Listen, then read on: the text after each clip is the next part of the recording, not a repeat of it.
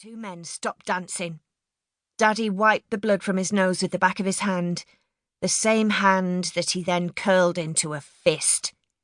He stared at Son with pure hatred and lashed out with such force that Son was knocked backwards off his feet and onto the ground.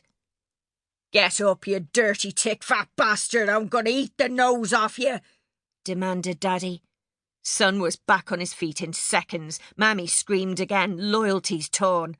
"Tommy, stop! That's enough! Stop, please, God!" A brave man ran over and pushed himself between them. "That's fucking enough, I tell you. You've had a fair go. Stop now, for Jesus' sake." It was the voice of reason from before. The two combatants cast him aside for his trouble. He stumbled, fell over onto his bottom, but quickly scrambled to safety. No time to waste, grudges to appease, they carried on, crashing blows upon each other. I wanted desperately to look away, but couldn't. I wanted Mammy, but couldn't move either. Suddenly the sound of eardrum-piercing bells filled the night.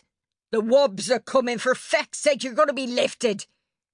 The warring men were as deaf to the warning voice as they were to the approaching sirens. Faces covered in blood, eyes and lips puffed and swollen, fists grazed and bleeding. They heard and saw nothing, transfixed by a mutual, all-consuming need to destroy the other. The bells were upon us. Cars and vans came speeding around the corner and screeched to a halt around the violent scene. Men in black helmets and jackets with brass buttons crashed open their vehicle doors, leaping into action. The crowd quickly dispersed, running away in all directions like lambs fleeing a pack of black wolves. Tommy's wails became louder, freeing me from my paralysis. I looked up at him. Tears streamed down his small face. His eyes were red. Snot poured from his nose. Teresa was shaking and crying too. I broke free of her hand and ran to Mammy. Two of the men in helmets were wrestling with my father, trying to pin his arms behind his back. Mammy was weeping and holding onto Daddy's arm, trying vainly to push them off and pleading with them not to take him away. So I pleaded too, wrapping my arms around Daddy's leg whilst he was still kicking out to prevent the wobs from locking his arms behind him. "Please, please don't take my Daddy," I sobbed. A third officer dragged me from him and pushed me aside. He then ripped Mammy's fingers from her husband's arm. "Fucking calm down, will you? Be all right. Just take your kid home. She's bleeding terrified." My father gave up his struggle, and they dragged him over to one of the vans, threw him in the back, and slammed the door shut. "You better keep your hands off him when you get him in the cell, I'm warning ye," yelled Mammy.